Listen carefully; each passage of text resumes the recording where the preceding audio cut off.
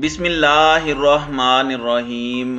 अस्सलामुअलैकुम नाज़रीन कराम, नई वीडियो में आपको खुश आमदीद कहते हैं। DGISPR की प्रेस कॉन्फ्रेंस के बाद मुल्क में एक नई तल्खी की लहर आ चुकी है। प्रेस कॉन्फ्रेंस के बाद मामलात तेज़ी से खराबी की जानिब बढ़ते दिखाई दे रहे हैं और बज़ाहिर लग रहा है कि इमरान खान को किसी भी वक्त गिरफ्तार किया जा सकता है। पाकिस्तान के सिक्योरिटी इदारों ने अपनी गुज़श्ता रिवायत को तोड़ते हुए अचानक हंगामी प्रेस कॉन्फ्रेंस की। इस हंगामी प्रेस कॉन्फ्रेंस के कुछ मंदरजात मैं पिछली वीडियो में आपके सामने रख चुका हूँ।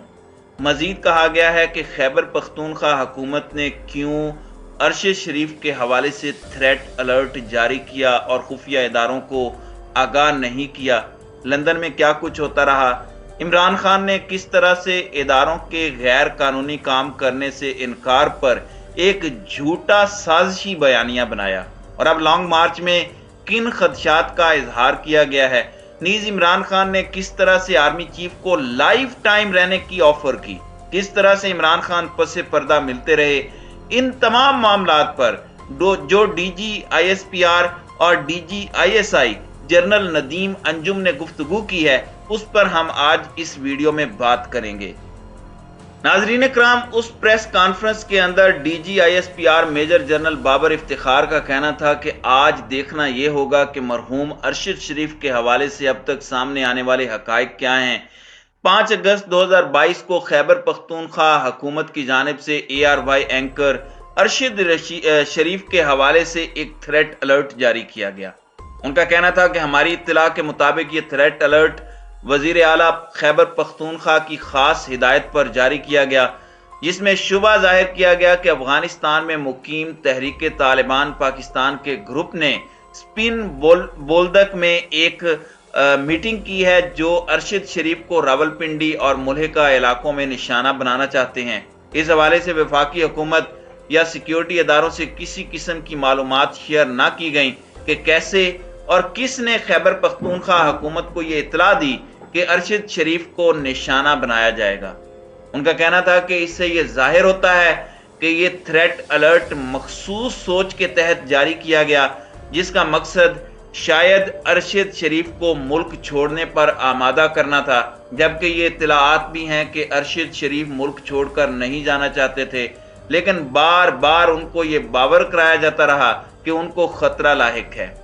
DGISPR ने कहा कि 8 अगस्त 2022 को शहबाज गिल के ARY चैनल पर बगावत पर उकसाने के मुतनाज़े बयान की तमाम मकातब फिक्र ने मजम्मत की और उसे रेड लाइन क्रॉस करने के मुतरादिफ करार दिया और 9 अगस्त को उन्हें गिरफ्तार किया गया।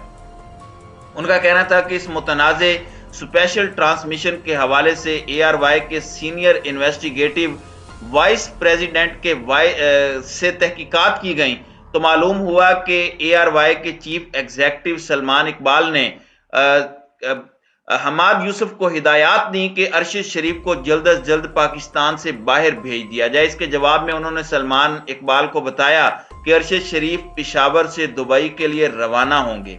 उन्होंने कहा कि फिर इस हवाले से मुतवातिर ये बयानिया बनाया जाता रहा कि अरशद शरीफ को बैरून मुल्क कत्ल कर दिया जाएगा। 9 अगस्त 2022 4:40 पर अरशद शरीफ की कराची से दुबई के लिए एक टिकट बुक की गई, जो कि ARY ग्रुप के assistant manager planning and administration Imran के कहने पर फजल रब्बी नामी ट्रैवल एजेंट ने 5.5 लाख रुपए वसूल करने के बाद बुक की। बाबर इफ्तिखार ने कहा कि इस ट्रैवल प्लान के मुताबिक 9 सितंबर 2022 को अरशद शरीफ को पाकिस्तान वापस आना था। 10 अगस्त को बाचा खान एयरपोर्ट से अरशद एडमिरेट्स इंटरनेशनल की परवाज EK 637 के जरिए सुबह 6:10 पर दुबई के लिए रवाना हुए। अरशद शरीफ को इस दौरान खैबर पख्तूनख्वा हुकूमत ने मुकम्मल प्रोटोकॉल फराहम किया और सरकारी गाड़ी में उन्हें एयरपोर्ट पहुंचाया गया।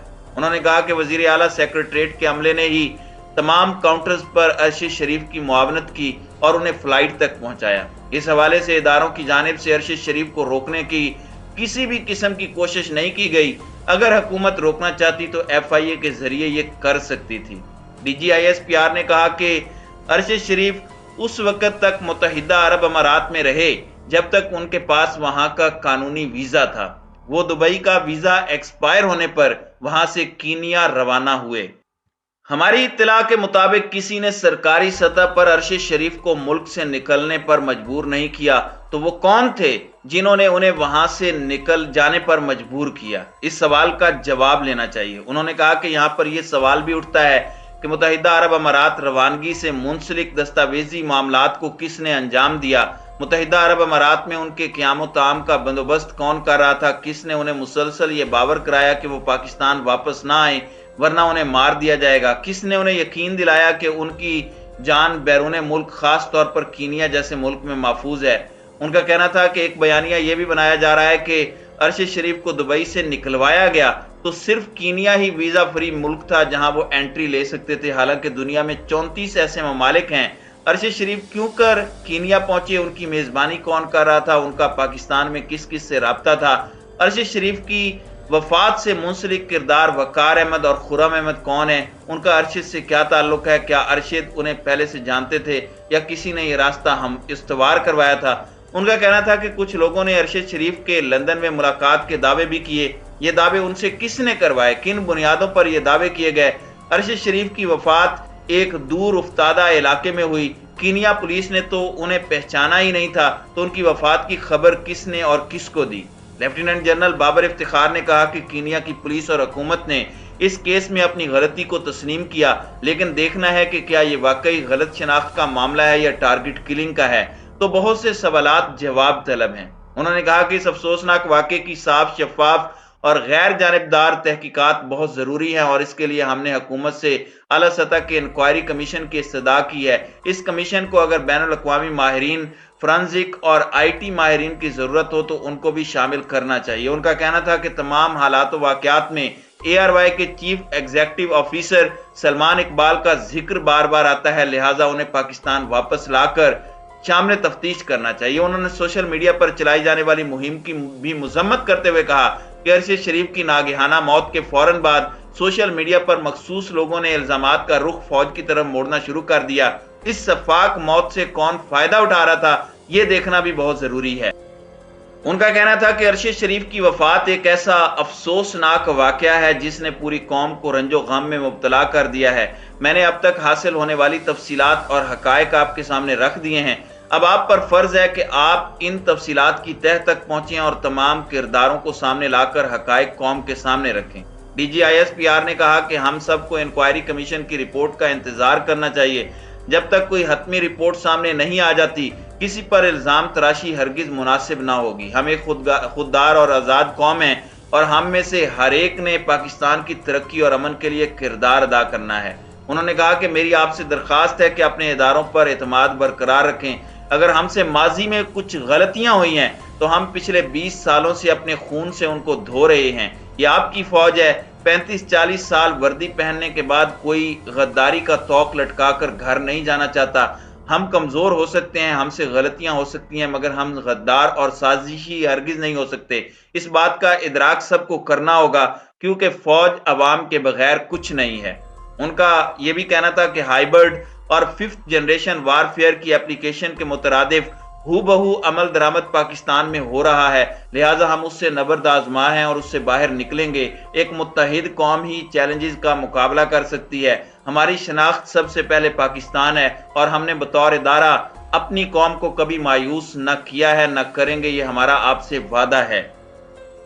दूसरी जानिब DG ISI lieutenant general Nadeem Ahmed Anjum ने इस मौके पर गुफ्तगू करते हुए कहा कि मुझे एहसास है कि आप सब मुझे अपने दरमियान देखकर हैरान हैं। मैं आप सबको हैरानी को अच्छी तरह समझ सकता हूं। मेरी ज़ाती तस्वीर और तशहीर पर मेरी पॉलिसी 1 साल से वाज़ेह है, जिस पर मैं और मेरी एजेंसी सख्ती से पाबंद हैं।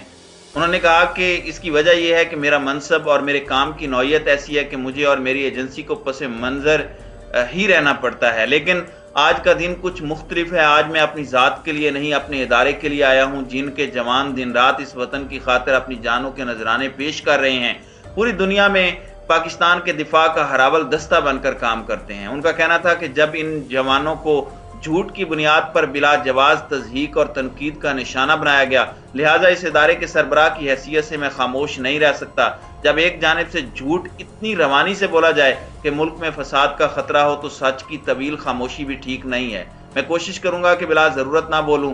ان کا کہنا تھا کہ لسبیلا میں ہمارے جوان اس مٹی کی خاطر شہید ہوئے، لیکن ان کا بھی مذاق بنایا گیا، اس لیے میر جعفر، میر صادق اور غدار جیسے القاب کے پس منظر سے متعلق آپ کے پہلے سوال کا میں جواب دے دیتا ہوں۔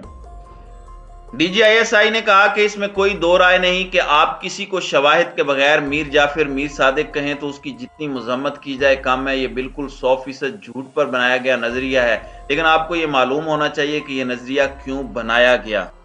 ان کا یہ کہنا تھا کہ میں یہ بھی آپ کو بتا دوں کہ مارچ میں آرمی چیف کو ان کی مدت ملازمت میں غیر معینہ مدت تک توسیع کی بھی پیشکش کی گئی۔ یہ پیشکش میرے سامنے دی گئی، یہ بہت پرکشش تھی، لیکن انہوں نے اپنے بنیادی فیصلے کی وجہ سے یہ پیشکش بھی ٹھکرا دی کہ ادارے کو متنازع رول سے ہٹا کر آئینی رول پر لانا ہے۔